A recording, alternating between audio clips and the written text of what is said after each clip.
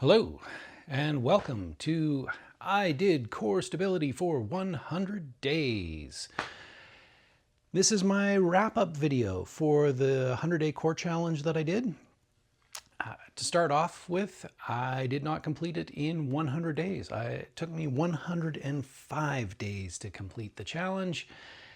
I still call that a total win. I had 3 sick days in there due to a flu and a couple of family days that they required all my energy and it just wasn't going to happen those days. So 105 days is pretty good, and like I say, totally calling it a win, and I'm continuing doing it going forward.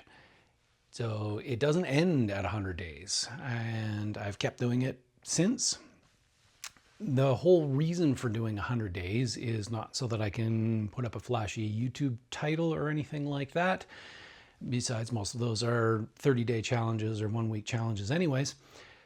The purpose of doing 100 days, at least according to several Kung Fu instructors I've had over the years, is you do 100 days to build a habit. And the first habit I really needed to change was getting some core stability. I really noticed it just picking up my daughter, moving her around, getting her in and out of car seats, playing with her, having to pick her up on the playground, do all the sorts of things you do with a kid. And I had some issues there. Long COVID made me spend basically 2 years in bed. And so I needed to rebuild a bunch of that. Now, it wasn't going to be enough for me to just rebuild my core right here because of, kid things. I got to move. I need to be able to stabilize. I got to be able to pick her up, move her around, all that sort of thing. So when I say I needed core stability, I needed it basically from neck to knees. That whole thing had to lock in and work together.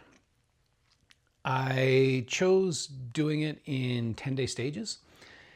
10-day stages, it allowed me to basically focus on something for 10 days and get that into a happy place. Then on the 11th day, I would change something, add something, increase the difficulty on something, level up the progression, whatever it was, work on that for 10 days, play around with a couple of variables, see how it fit into the whole schedule. And by doing it that way, taking it very gradually, I was able to make some pretty impressive gains, number one. Number two, I was able to check in with myself and make sure I wasn't compromising myself. I wasn't depleting my energy pools. I wasn't a less effective guardian and playmate for my daughter. And I was able to still, take care of daily life without getting too drained and winding up crashed out again for a few days. Super, super important in my long COVID recovery. And if you have a similar sort of situation, I highly recommend doing a protocol like this. Like, take it easy, stretch out the timelines. Don't increase too much. Give yourself plenty of opportunity to check in, modify, change.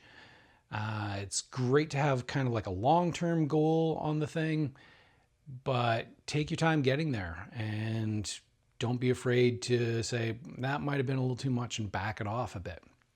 I will tell you about some examples of that as we get to them.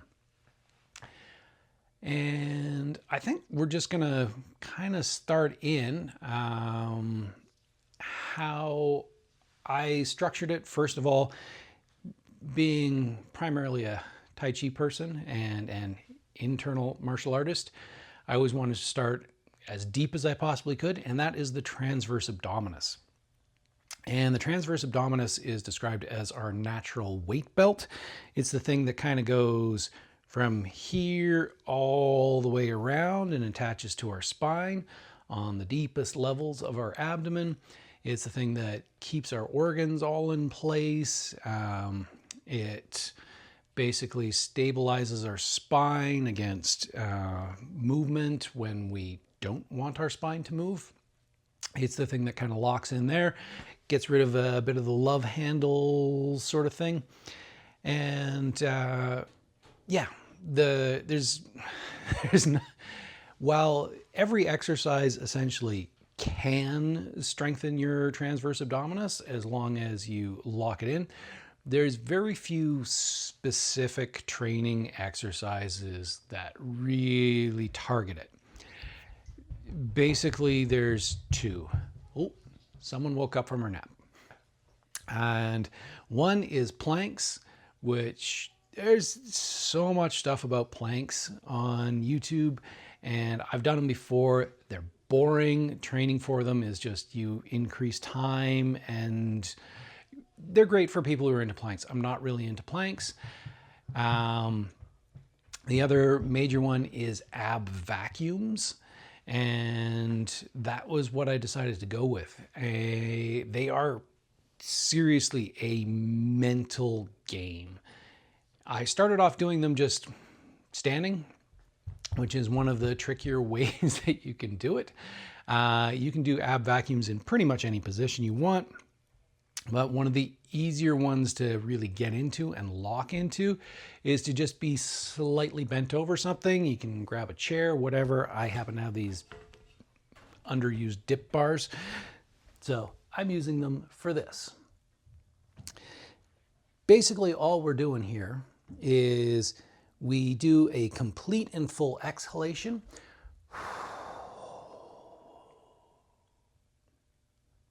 Allowing our abs to kind of suck in and tighten up.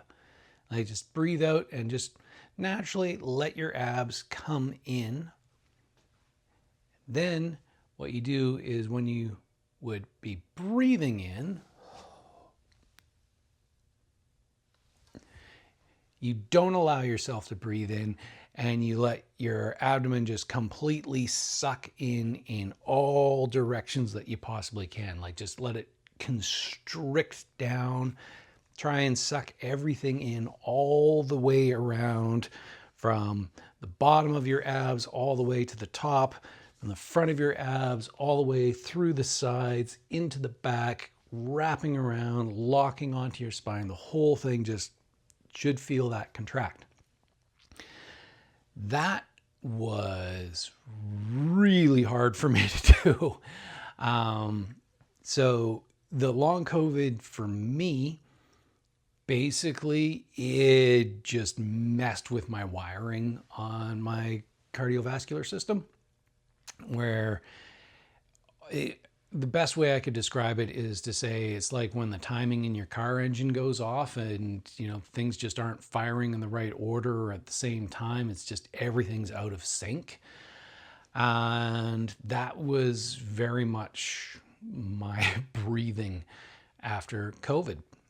So getting into ab vacuums, if you watch the 100 Days, you will probably hear me say nearly every day, wow, that was different. Wow, that was different. Huh, that was interesting.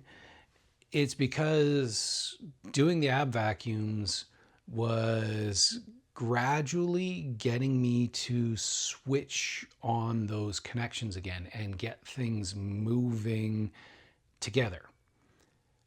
So, super awesome exercise. But man, did it take me on some weird journeys. I would have days where something would connect like down here, and all of a sudden like that muscle would start recruiting and joining in, and you'd feel the discomfort in that, and you're like, oh, that hasn't actually even worked in probably a couple of years. I haven't fired that muscle fiber. And you'd get spots in it. Different days, you'd have different contractions. You'd get more on one side than on another, or more lower. And very much the the white whale of the whole thing was getting it, for me anyways, was getting it right up into this area here, my mid back, where I still have probably the most difficulty. Like, that's probably my weakest area still. but it's getting better. And so I'm feeling that contraction just so much more complete now all the way around. But it took me 100 days of doing it. And that was 3 reps per day. And just kind of enjoying what it did. It worked differently every single day, especially after Mexican food, which I tended to eat way too much of. Very hard to get an ab contraction after, a serious amount of guacamole. But I did it. May have even added to some of the strength benefits out of it. So yeah, 3 ab vacuums, and I do it every day. And I don't necessarily need to do it on this anymore. I can just, if my daughter is off doing something that isn't immediately dangerous, I can just exhale.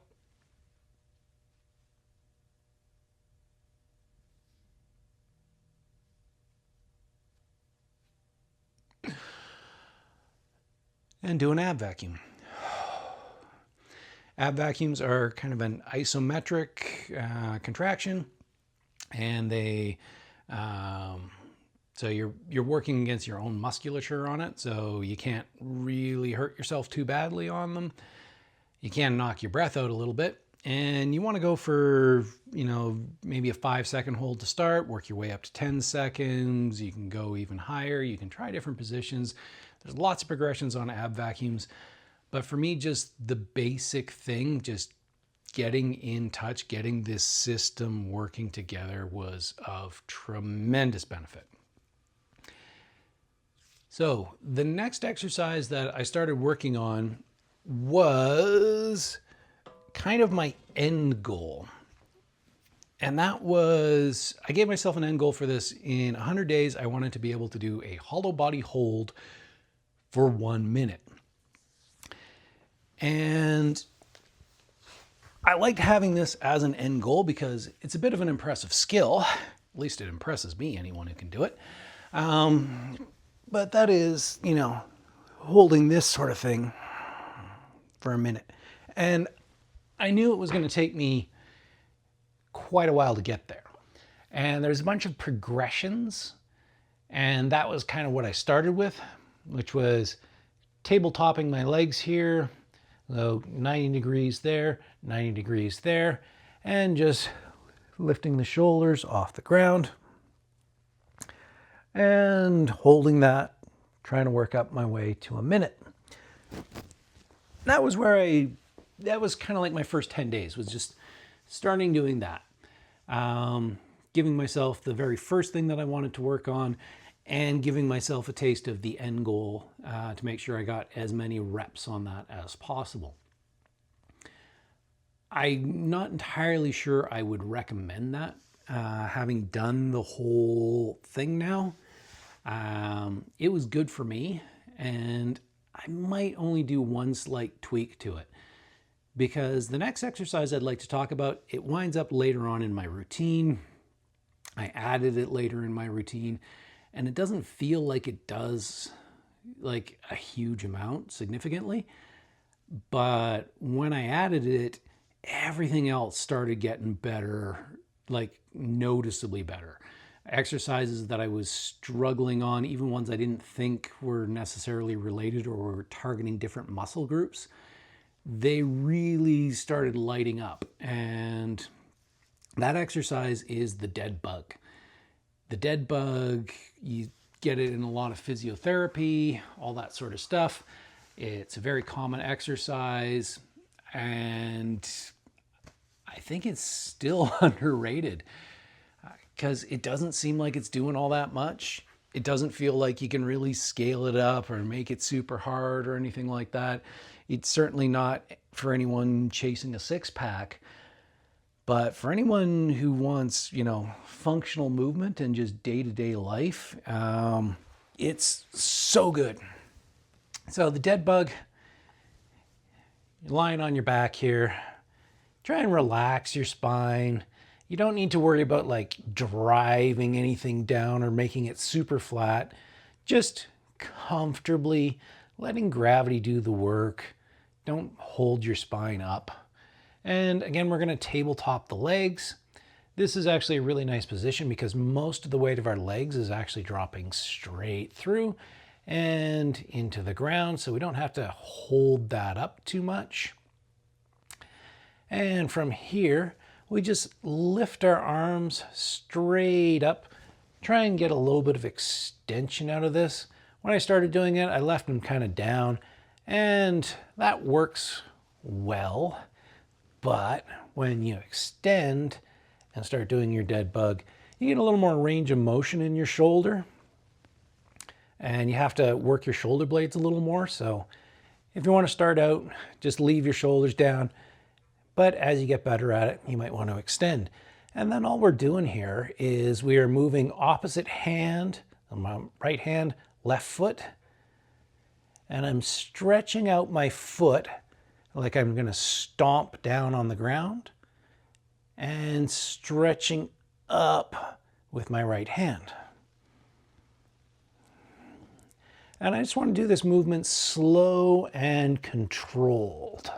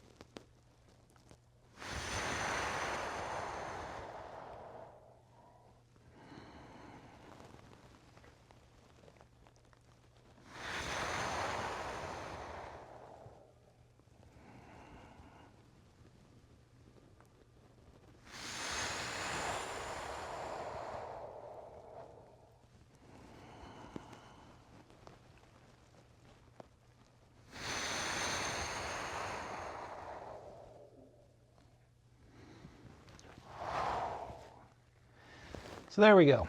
That's a set of 10. And it's just doing that contralateral movement while trying to keep my spine basically in the same position as when I started, not allowing myself to rock or move or anything like that. It is a stability exercise. Now, like I said, there's not a lot of ways you can really level that up in that you can add reps, you can add sets to it. And I might do that going down the road. But the way that I found adds the most challenge to it, or the way I worked it hardest, is when I slowed it down. And the slower you make it, the harder it gets and the better it is. So really, really working on that slow, steady, controlled movement is probably what I would recommend most. And if I were to start this again or recommend doing something like this to someone in a similar situation to me who needed to get some of this functionality back, the first two things I would start off with are the ab vacuums and the dead bug, and add in from there. That end goal one of the hollow body hold progression, it was great. It was cool for me, but I probably wouldn't do that in the first 10 days again. So my first 10 days would be start doing some ab vacuums, get 3 reps, and then do a set of 10 dead bugs. Work your way up to that and see how slow you can do them. And that, I think, is probably a pretty good starting protocol for most people. After that, next 10 days, I would probably start on something like that hollow body hold progression. But honestly, choose whatever you like for that. That was kind of my end goal, was to do a hollow body hold. But there's lots and lots of exercises, movements, progressions that you might find more interesting. And, you know, if there's a certain skill that you want, like a stability skill, choose one for yourself that kind of excites you to do it, because ooh, there are times in there where it's just like, oh, I don't want to do this, I don't want to do this. But at the end of it, I know I'm going to get something cool out of it. And the first time I was able to do a 1 minute hollow body hold, as ugly as it was a tremendous feeling of accomplishment. And I was like, yeah, this is totally worth it. So having one really good goal skill for yourself that really excites you is probably the next thing that I would add. And depending on how you're doing on your progression, you might get that in the first 10 days. But, you know, if you don't, seriously, ab vacuums, dead bugs. Okay. The next thing that I added on was basically working on the obliques. And the obliques are these muscles here, your love handles, the side stability sort of thing. They help when you don't want to flex your spine and lean over. And as a father carrying a 2.5 going on 3-year-old, always on one side of your body, you tend to get this just like lean thing that happens with them as you try and offset that weight. And I didn't want that. I wanted to be up straight and hold. So that meant I needed stability here. The main exercise for this is side planks. And they were probably my least favorite exercise, but they are super effective. Now, side planks, I started off a little bit crazy in that I just went for side planks, right? Which was just keep everything nice and straight, in line, keep your shoulder down, try and pull that shoulder blade down, try and keep our head straight and lined up with our spine, and then we just kind of pop into that for about a minute. And I started out holding my hand here on my hip, making sure that I keep driving this shoulder blade down my back and try and look casual, right? Holding that for a minute. Now, admittedly, that might be a bit much for a lot of people. And so you can start off doing this from your knees. So if you have trouble holding that side plank or getting into that side plank for, I don't know, 5-10 seconds, anything like that, probably best to start off on your knees. And the way to do that is we're going to take the same sort of alignment from the hips up. All right, so line here, but we're just going to pull in our feet. Switch up here so that our legs are bent, and stack our feet on top of each other, stack our legs on top of each other. So our knees are now out front of our body, and we can still do the same thing, hand on hip, driving those shoulders down, keep our head in line. And this time when we plank, we're just gonna rotate up on that lower knee, and we can hold that for time, right? Once you work up to being able to do that for like a minute, then start working on your full side plank and work that one up in time. Yeah, not a lot to say about those. Those were not great exercises. Like I say, it was probably my least favorite, but super valuable for me. I noticed it working like massively, just, you know, carrying my kid around Costco. Costco's a big store. You're holding her there for a long time. Yeah, so that made a tremendous difference for me in being able to do that. At a certain point, much later on in the 100 days, I wanted to kind of up the challenge on that, because the 1 minute was starting to feel like, yeah, okay, I can do it. It's annoying, but it wasn't like giving me the kinds of gains anymore. So for that, I decided to do the side jack plank. And this was probably a pretty big mistake for me because the side jack plank means we're doing our side plank, right? And I was holding my arm up here for this, but you can do it here, doesn't matter. And then you lift your other leg. This massively increases the load. All right. And I never achieved a full minute on that side. My other side was massively out of whack on this, in that I popped up into my side plank and I went to lift my leg and my body went, what the heck are you doing? Like, I had no strength on that side. I couldn't lift my leg for more than a second or two. Threw off my balance, everything. It was just a mess. But I pushed through it for a fair while there, trying to get it. And it was not working well at all. So after a week or 10 days of that sort of thing, I had to kind of swallow my pride and look and say, you know, is there something missing in this equation? Is there a way I can bring down the progression to get some actual good work going on with it? And what I came up with was, as with a few things during this challenge, the Squat University channel, a great channel, by the way, highly recommend them. They recommended doing a side clamshell plank. And that involves a glute loop, sticking that around your knees like so, or above your knees, I should say. Then we get down into our kneeling side plank position. So knees are out front of the body again, feet are stacked on top of each other on the elbow. From here, you side plank and then open your knees up and hold that for about 5 seconds.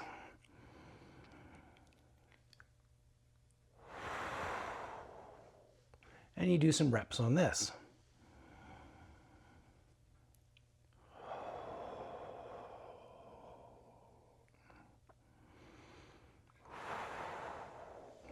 So I started doing 5-second holds, 5 reps on each side.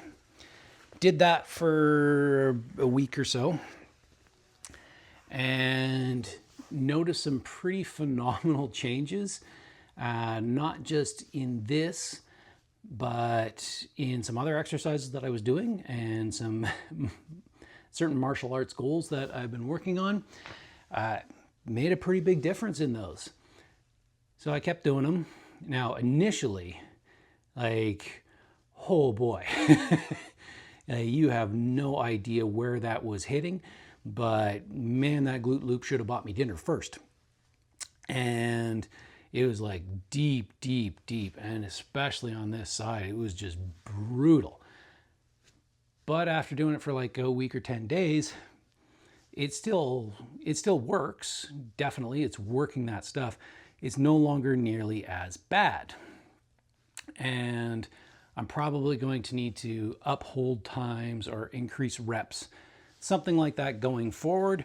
I'm not super worried about it right now, because what I have done instead is kind of do almost like a mechanical drop set, in the fact that I'm holding a side plank for 1 minute and then doing 5 reps with the glute loop, the side plank clamshell, to try and get a little more strength for exercises like that side jack. And the side jack now on my weak side, still can't hold it for a minute, but I can lift that now and hold.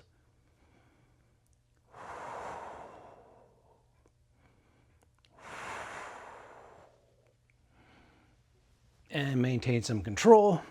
And it's not nearly as brutal. It's still brutal, don't get me wrong, it's brutal. And I can't hold it for a minute. That is going to be a continuing goal for this whole thing. But yeah, it's possible now, because that combination, the way it was working things, the way it tied in stuff from my legs into my sides, into my basically up my back, just kind of knit the whole thing together, and has made a pretty phenomenal difference. At some point in the future, I'm going to come back to doing more core stuff. I'm going to do a follow-up video, all that sort of stuff. And we'll see what the progression is like on there. But I highly recommend doing that if you need that kind of stability, that one-sided carrying a kid, or maybe carrying groceries or a suitcase or something like that. That combination seems to work really, really well. And up next, so been doing the deep core work, been doing the obliques on the side. There was more stuff that was going to be happening with the rectus in the front. Not too worried about that. There's many exercises for that. Lots of people talk about that sort of stuff. But I knew I needed something for the posterior chain, basically the back. I needed that whole thing to integrate a lot better. And what I decided to try out for that one was the reverse plank. And the reverse plank is essentially propping yourselves up about like this, and then stretch up and hang out for time. So one thing that I noticed right off the top is, I can't remember which way I was doing it. Maybe it was fingers towards my feet. No, that wasn't that one. I think I tried that.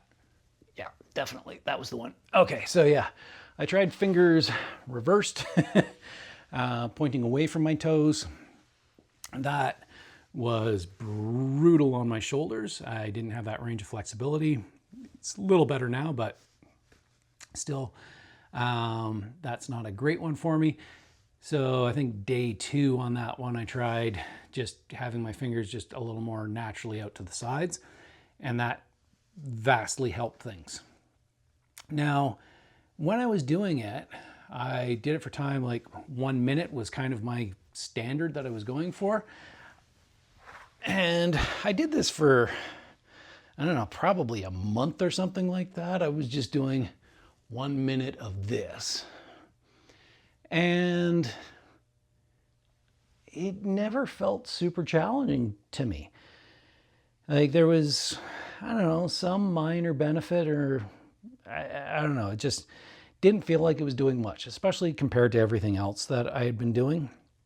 And so what I decided I really needed to do on one of the series of 10 days close to the end, might have been in the last month, is I upped the time from 1 minute to 2 minutes. And holy crow, that made a world of difference. All sorts of things started changing, holding that for the extra minute there.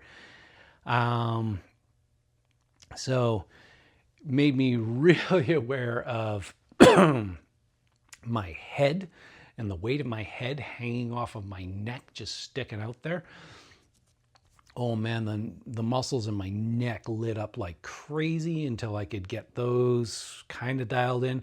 I still really struggle with getting my head up and not trying to like poke my chin forward or something during the exercise. So that is an ongoing process. And later on, I managed to figure out that if I really sort of engaged my fingers and engaged my toes in a similar way, that really helped tie in the structure of the whole thing. So what I mean is that I would just kind of like, I wasn't paying attention to them, I guess you could say. Well, and I'd just kind of go up here and, maybe I'm working a little bit on my glutes or my core or something. Saying, yeah, okay, get the core engaged, that'll pop that up a little more.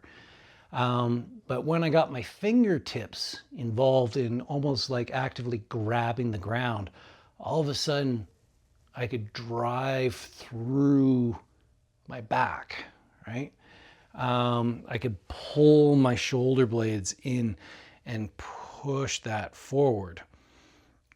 And like one session of doing that, next time I picked up my daughter and just on one side like that, my back just like locked in straight. I didn't have that sort of hunchy thing that I still struggle with. Trying to remind myself not to do.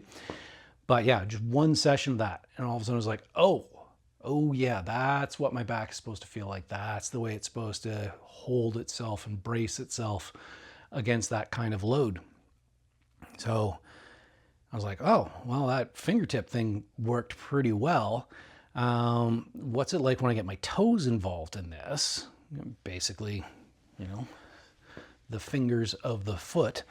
And I found this when I did that and like locked in the toes, all of a sudden my hamstrings lit up.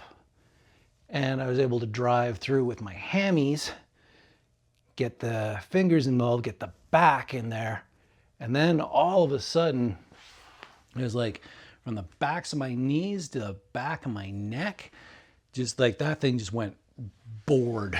Like it felt like it was a board, like it was just a plank. So I guess that's, you know, an accurate description of the of the exercise in being a reverse plank. But it really tied everything in together. It's still a lot of work. It's hard to do for 2 minutes, not gonna lie. Still could spend a lot of time doing that and making sure all of that musculature is working together.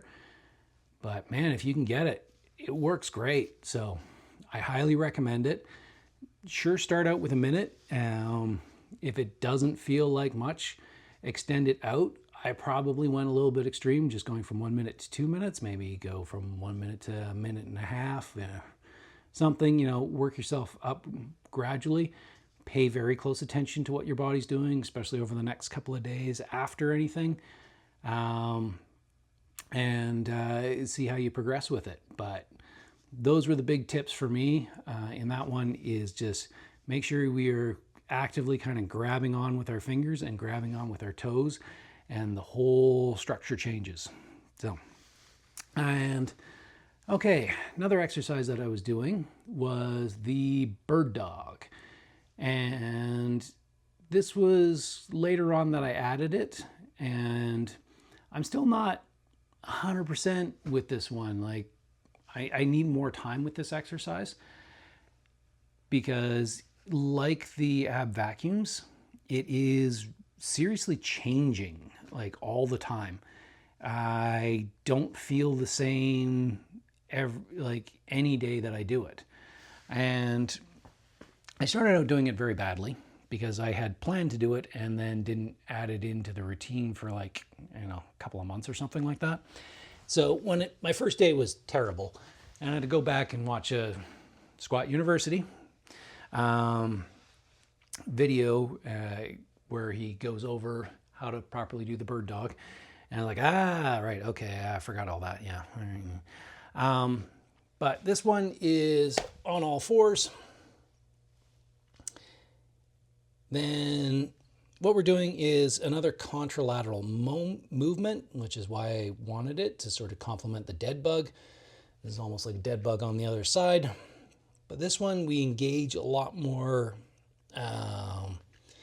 force through our core. So this is just like, we really want to lock this in. And then doing a contralateral movement here, one hand goes forward in kind of a fist. The other foot, we are driving straight back, and we want to keep this low. All right, so I always think of like stomping down through the heel, like on the dead bug. I want to just keep this nice and low to the ground. If we start bending it up, then we compromise our back on this. So keep it nice and low.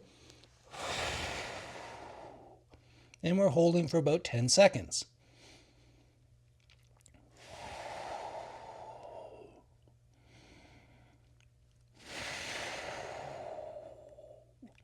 After 10 seconds, I do 3 breaths. We pull in with our fist, just tap our knee and then straight back out again.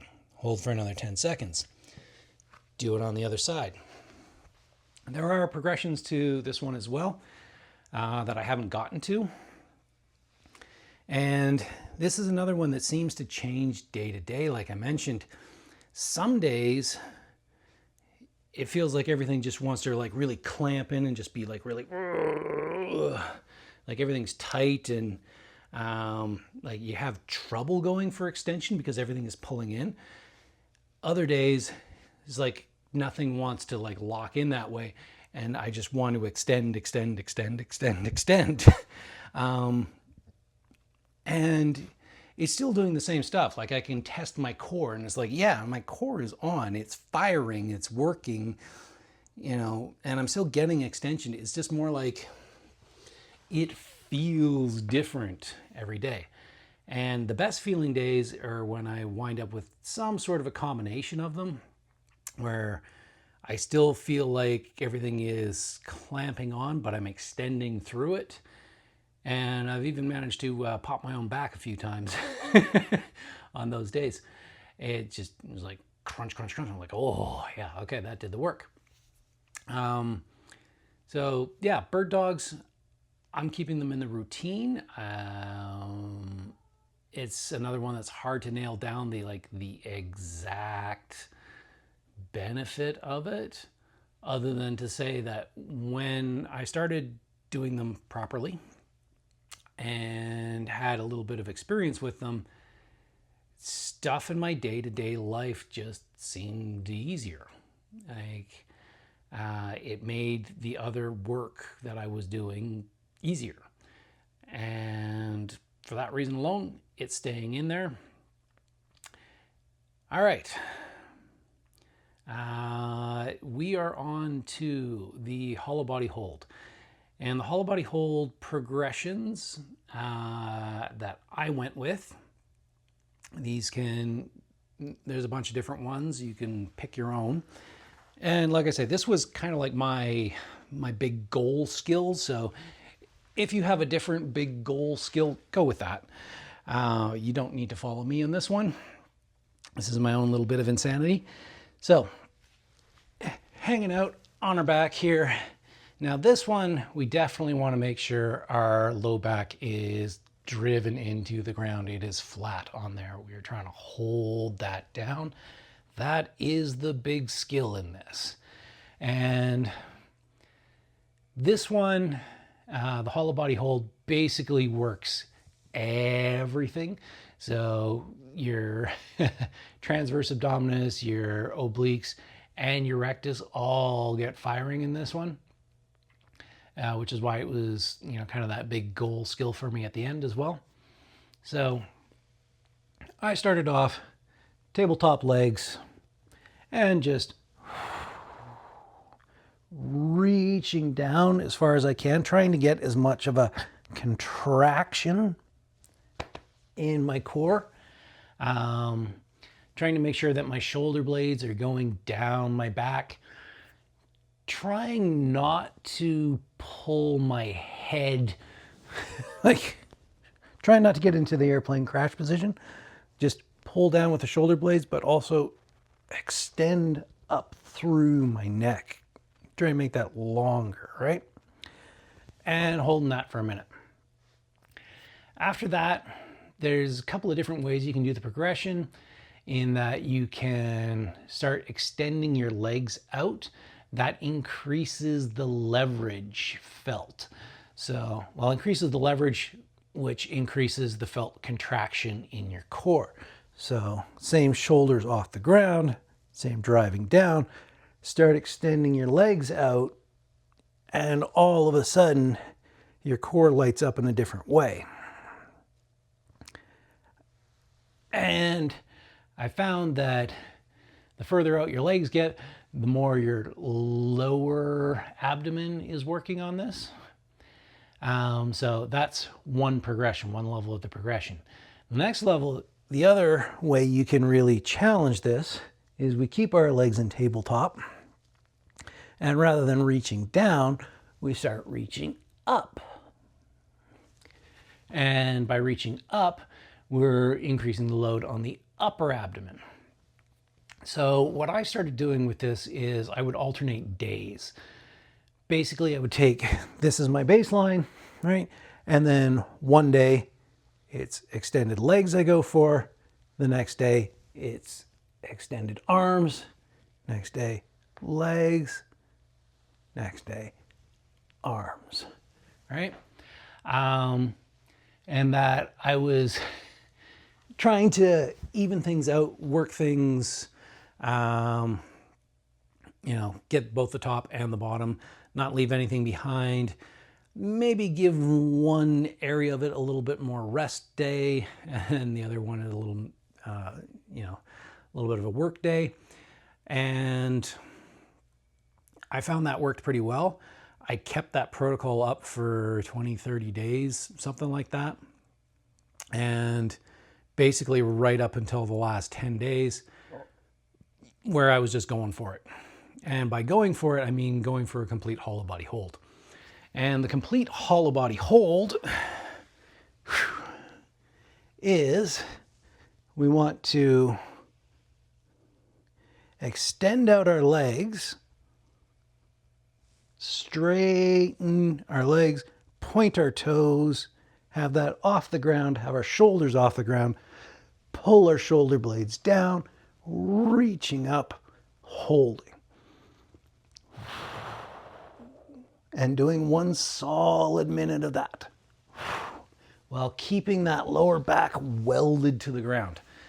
Now, I still can't do a really pretty, totally welded to the ground hollow body hold for a minute, but I got close enough to call it a win.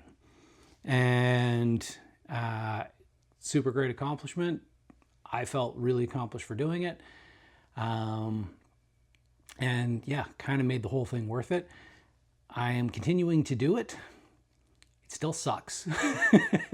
Still isn't pretty over that whole minute, but I'm continuing to do it because it's a skill I really want. And maybe at some point, you know, after a year of doing it or something like that, a minute won't seem like an issue whatsoever, and I can go up to 2 minutes on it. Last up is I really wanted a finisher kind of tacked on after, and the one that I wanted was I was going to do a little bit of kettlebell around the world, but my kettlebell has not arrived.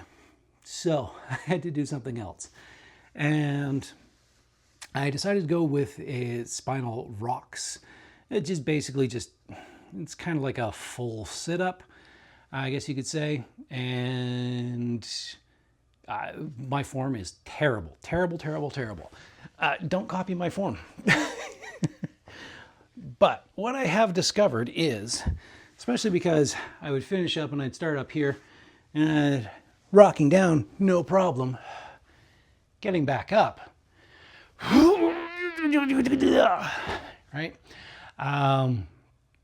So use leverage to your advantage. The further out your legs are, the more mechanical advantage you have in this, and you're able to sit up a lot better. Now, eventually, yes, you do want to be able to do it with your legs kind of bent. That is going to require some more strength. I probably still can't do that.